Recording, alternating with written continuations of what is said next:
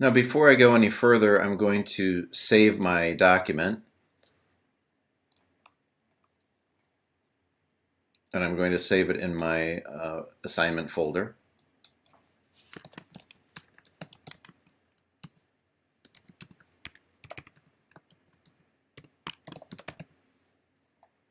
I'm going to save this as an EPS.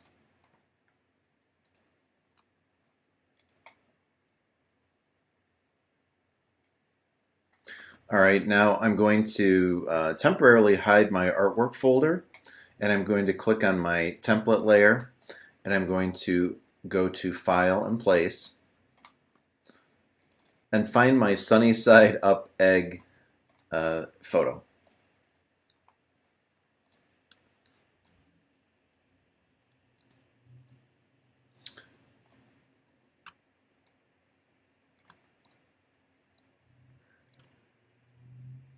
I'm just going to size and position this so that it fits comfortably on this first artboard.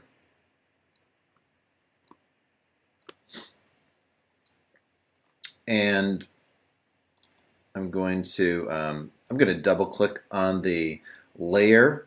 So not on the layer text, you'll be prompted to rename the layer just next to that, and then choose dim images, and we can leave it at 50% for now. And then I'm going to zoom in on this artboard, and I'm going to use my pen tool to trace around this egg white. So clicking on the pen tool, I'm just clicking and dragging. I'm making sure that I am clicking and dragging, and actually if I start clicking and dragging, I see I've got an issue here where I'm getting this white fill.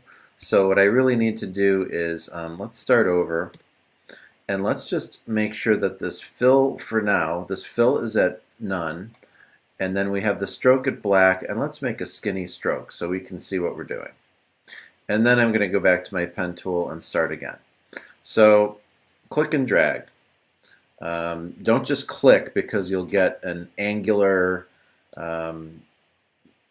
kind of an angular corner on your path, and for something like this, which is an egg white and it's very organic looking, we want to always click and drag so that we have that smooth curve. And we don't have to be totally exact here. We're just using this image as a guide. We're not going to try to recreate it exactly.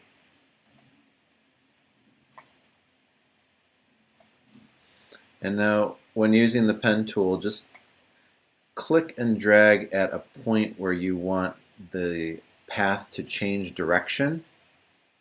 It's kind of a good rule of thumb so that you don't create more anchor points than you need to, or too few anchor points. So every time I want the path to change direction, I'm clicking and dragging, and I'm dragging in the direction that I want my path to go.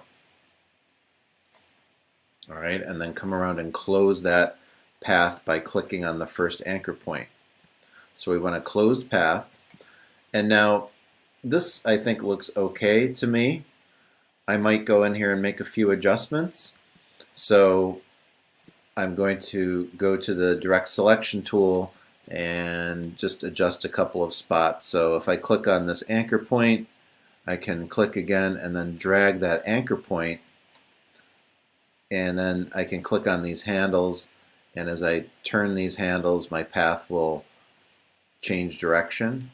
So I can go around this path and just refine what I need to.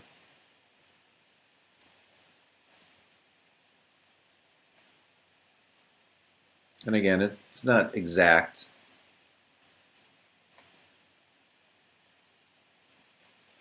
But I do want to start with an actual photo of an object so that I'm not just guessing or coming up with something off of the top of my head, because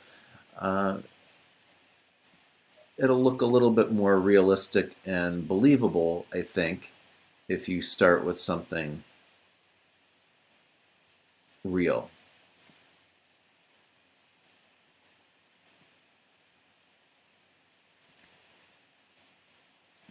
Okay. Okay, so something that I noticed that I did wrong is that I drew my path on the template layer, and I really didn't want to do that. I wanted to draw it on the artwork layer. The template layer is there just so that I can keep my photo reference and nothing else. What I have is I have selected this path, and I'm going to copy it, Command C, and then I'm going to hit delete. And then I'm going to lock this template layer. I'm going to turn on the visibility of the artwork layer. I'm going to select that artwork layer, and then I'm going to hit Shift Command V and paste my path that I drew into the artwork layer. I know that it won't go on the template layer because I have that layer locked. So there's my path, and it's on the correct layer now. Now let's go ahead and draw a path for the yolk. And for the yolk, I'm going to use this ellipse tool, and I'm going to just drag this out to the dimensions of the image. So it's not a perfect circle, it's a little bit of an oval shape.